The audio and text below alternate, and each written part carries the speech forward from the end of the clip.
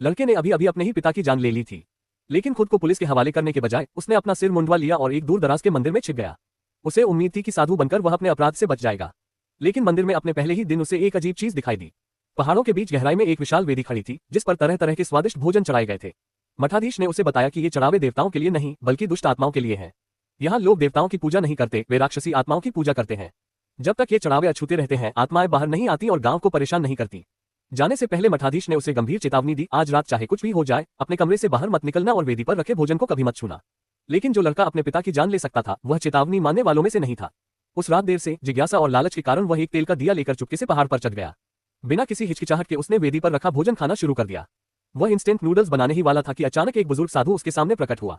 साधु ने तुरंत उसे भोजन वापस रखने को कहा, लेकिन लड़के ने मना कर दिया। उल्टा उसने साधु से कहा, मुझे पकड़ना बंद करो। तब साधु ने शांत स्वर में जवाब दिया, मैं तो पहले ही तुम्हें छोड़ चुका हूँ। लड़का सन्न रह गया। नूडल्स का कटोरा अपने आप हवा में तैर रहा था। पहली बार उसके मन में संदेह पैदा हुआ, क्या सचमुच दुष्ट आत्माएं होती हैं? फिर भी वह विश्वास नहीं कर पाया। उसने खुद को समझाया कि यह कोई चाल है। सच्चाई जानने के लिए वह वेदी के पास गया। तभी सब कुछ भयावह हो गया। एक पल के लिए उसने पास में खड़े एक विशालकाय राक्षस को देखा। यह दृश्य देखकर उसका खून जम गया। वह तुरंत पीछे मुड़ा। अगले ही क्षण किसी अदृश्य शक्ति ने पूरी वेदी को उलट दिया। भोजन चारों तरफ बिखर गया। डर के मारे उसकी हालत खराब हो गई। वह जितनी तेज दौड़ सकता था दौड़कर अपने कमरे में पहुंचा, कंबल के नीचे छिप गया और किसी तरह रात काटी। अगली सुबह जब साधुओं ने उल्टी हुई वेदी देखी तो मठाधीश का चेहरा पीला पड़ गया, क्योंकि जब कोई दुष्ट आत्मा क्रोधित हो जाती है तो वह अपने लिए एक प्रतिस्थापन खोजती है, एक बलि का बकरा, एक ऐसी आत्मा जो उसकी जगह ले सके। सभी लोगों ने लड़के को दोषी ठहराया। उन्होंने उसे अभिशप्त और अपशकुनी कहा। गुस्से में लड़के ने सामूहिक पानी की बाल्टी को लात मार दी। फिर अपना सामान बांधकर मंदिर छोड़ने का फैसला किया, लेकिन मठाधीश ने उसका रास्ता रोक लिया। वेदी नष्ट हो चुकी है। आज रात आत्मा अपने लिए नया शिकार ढूंढने आएगी। मंदिर ही सबसे सुरक्षित जगह है। स्वाभाविक रूप से लड़के ने उनकी एक भी बात नहीं मानी। वह उन्हें धक्का देकर पहाड़ से नीचे उतरने लगा, लेकिन कुछ ही मिनटों बाद उसे अपने फैसले पर पछतावा होने लगा।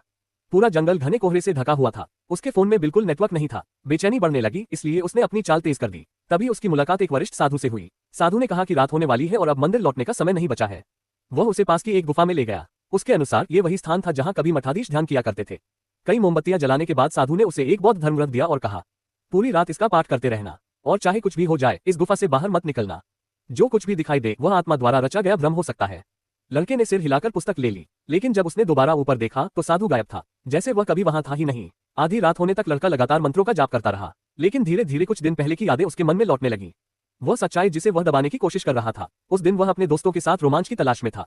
उन्होंने गुजरती हुई कारों पर पत्थर फेंकना शुरू कर दिया। शुरुआत में ये सिर्फ मजेदार खेल लग रहा था, फिर अचानक एक कार दुर्घटनाग्रस्त हो गई। घबराकर लड़का देखने गया कि क्या हुआ है, और जो उसने देखा उसने उसकी जिंदगी हमेशा के लिए बदल दी।